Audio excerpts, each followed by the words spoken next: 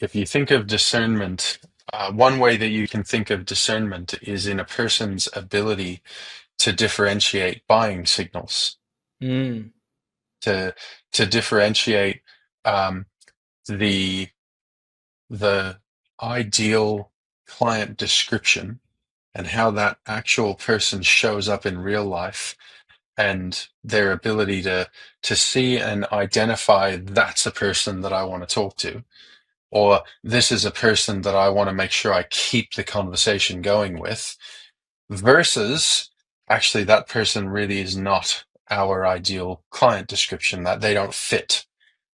That is the ability to discern. mm.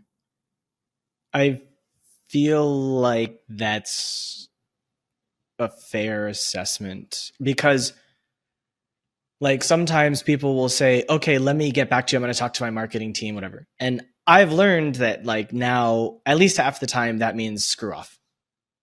Basically, it's just a nice excuse to get out of the call. But then the other half of the time, they actually come back and they actually pay. And so that's difficult for me because I don't know which of the times they're going to come back and which of the times they're not. And so I just haven't had enough specific sales calls to be able to to be able to learn that skill. So I feel like I need more sales calls to learn better how to discern who is a yes but not yet, and who is a definite no, and whether they're trying to be nice to get out of the call or whether they just need more information. So I agree. My skill there isn't developed very well yet. Well, and that's fascinating because that what you just described there actually goes hand in hand with asking questions. So the most experienced and best performing salespeople know that when someone says, for example, I want to think about it, or I want to talk to so and so about it, the best and most experienced salespeople will, not all the time, because the best and most experienced salespeople trust intuition, right? But a big percentage of the time, instead of saying, okay, no problems, come back to me, they'll actually persist with more questions. That's something I've had to learn. Yeah. If somebody goes, oh, I want to think about it. Okay, great. So look, just to make sure I understand, what specifically do you want to think about? In the beginning, I would just let them go. I'd say, "All right, no, fair enough. Let's talk. Let's do another call in a week or whatever. Let's follow up by email, whatever." And then crickets.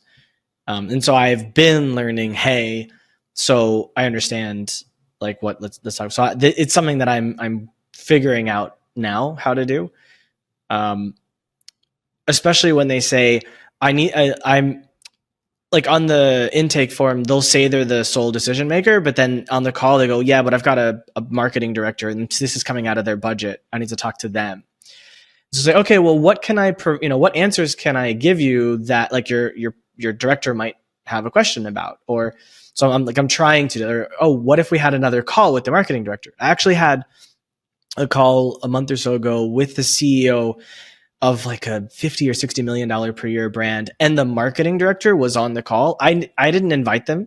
Like I have no problem if they're on, but I never experienced that before. And I was like nervous. Oh no, this person's going to get in the way. Like I'd rather just talk directly to the CEO. But what I found was the marketing director had a lot of power over the CEO. So much so that I spent the vast majority of the time selling the director, and the director on the call convinced the CEO to do it. There you go.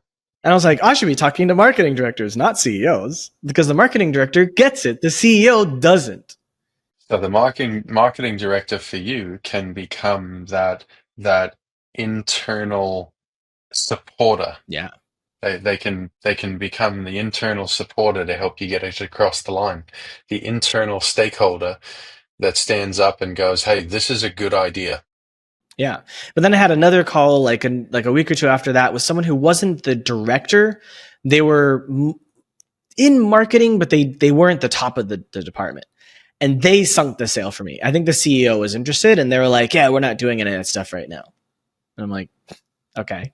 It's hit or miss. I think it depends on the position of that other person and the power they have within the organization, because some are really close and some are not. Like I had a CMO in my tech company, but if he came to me and said, let's do, like, he didn't have the power to do something without me saying yes. So we would have to have a kind of a conversation, and I'm able to understand the cost benefit analysis of an opportunity. So I'll be able to go, yeah, that's not going to happen, or okay, let's do it. So I think it depends on the power dynamic among the executives of the company. So it's a very interesting social psychological dynamic, which I think I'm a lot more tuned into than sales specifically. Yes, yeah.